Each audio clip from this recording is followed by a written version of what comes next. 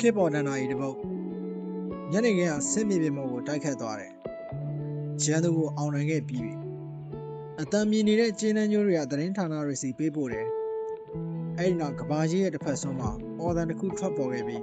ကောင်းငင်ရဲ့အမိုးကုန်းကိုရိုက်ခွဲခဲ့တယ်။အယူချီပန်းပါဇက်တွေကပူတန်တစ်ခုဖိတ်ဆင်းလာတယ်။ပြီးတော့ကောင်းငင်မုံစီပြန်တက်သွားတယ်။အရက်မှုလို့ရိုင်းဆိုင်လို့ကျိန်စဲနှကမ်းပေါင်းတစ်ထောင်ဟာဖြူခွေးသွားတယ်။လက်ပေါင်းတစ်ထောင်ဟာပြင်းထန်တဲ့မုံနဲ့လက်သီးဆုပ်ခဲ့ကြတယ်။ကဘာကြီးရဲ့တခြားတစ်ဖက်ဆုံးမှာတော့ပျော်ရွှင်မှုရဲ့အော်တန်တွေထွက်ပေါ်ခဲ့ပြီးကောင်းငင်ရဲ့အမိုးကုန်းကိုရိုက်ခွဲခဲ့တယ်။ပျော်ပွဲရွှင်ပွဲတွေအယူအမှုစကားတွေလွန်ကဲတဲ့ဝမ်းမြောက်မှုတွေသူတို့အဆုတ်တွေကိုဖြည့်ကြတယ်။သူတို့လွတ်လွတ်လပ်လပ်အသက်ရှူကြတယ်။နှကမ်းပေါင်းတစ်ထောင်ဟာဆူတောင်းအဟောင်းမှာစိတ်မသက်မသာရှိတယ်။လက်ပေါင်းတစ်ထောင်ဟာလက်အုပ်ချီထားတယ်။ဘာသာရေးကိုင်းဆိုင်တယ်လုံခြုံတယ်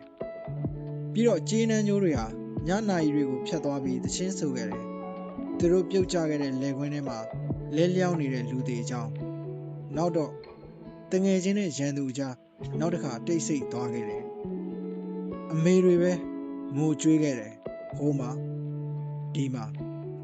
ဘာထော့ဘရက်မြန်မာပြန်ဆိုသူမိုးတစ်ဝီ